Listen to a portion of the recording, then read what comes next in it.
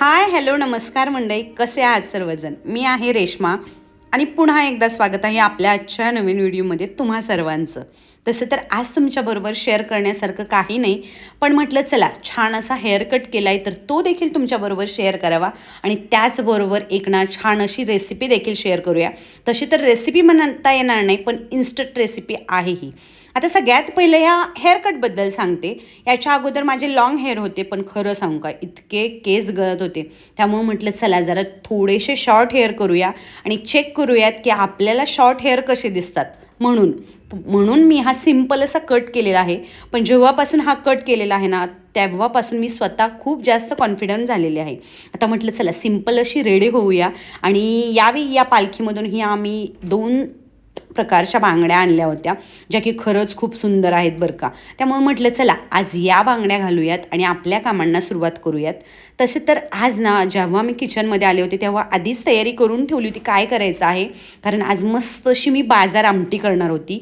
पंढरपूर स्टाईलची, अकलूज स्टाईलची. आम्ही तिथं राहतो, अकलूजची आहे मी, आणि तिथं ना ही लिटरवरती बाजार आमटी आपल्याला मिळते आणि आम्ही नेहमी तीच विकत आणतो. पण यावेळी गावाकडून येतानाच मी हे पॅकेट आणलं होतं. माय माऊली या मसाल्यांच्या यांचं पॅकेट आहे ते. पण खरंच यांचे मसाले देखील खूप छान असतात आणि या पॅकेटवरतीच याची पूर्ण रेसिपी लिहिलेली आहे. त्यामुळे विशेष असं काही करायचं नाही. यासाठी मी एका साईडला पाणी गरम करायला ठेवलेलं आहे आणि दुसऱ्या बाजूला कढईमध्ये थोडंसं तेल टाकून अगदी मध्यम गॅसवरती जे हे बाजार आमटीचे पॅकेटमधलं प्रीमिक्स आहे तर ते टाकून घ्यायचं त्या तेलामध्ये. फक्त एवढंच करायचं आहे आपल्याला, याच्यामध्ये जिरी मोहरी काहीच टाकायचं नाही, कारण ऑलरेडी या प्रीमिक्समध्ये सगळ्या गोष्टी आहेत.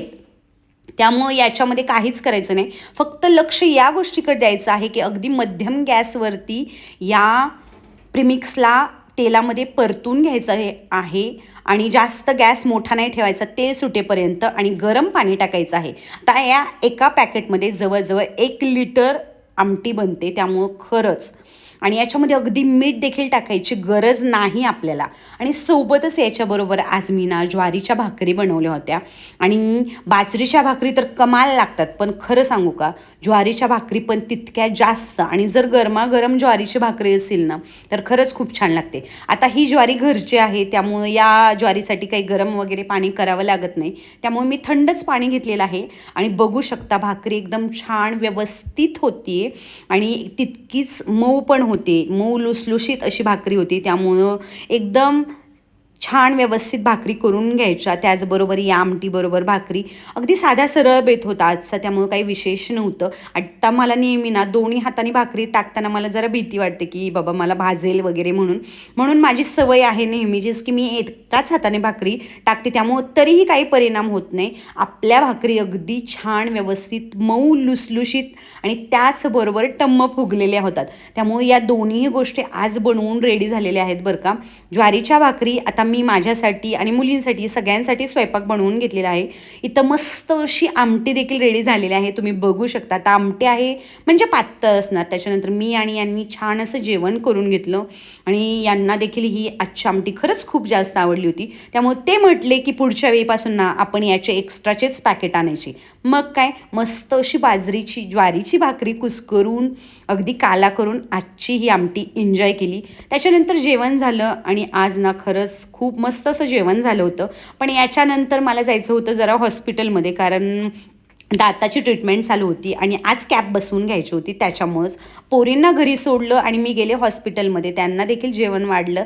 त्यांना देखील आजचं जेवण खरंच खूप आवडलं होतं आणि सगळ्यात आवडता शो म्हणजे तारक मेहता, तोच बघत त्या बसल्या होत्या. मी देखील दाढेचं करून आले आणि मस्त असे आजच्या कॅप वगैरे बसवून घेतले होते. पण मला काही अर्धा ते पाऊण तास बोलायचं नव्हतं, त्यामुळे मी तुमच्याबरोबर असं एक्सप्रेशननी सगळं तुमच्याबरोबर शेअर करते.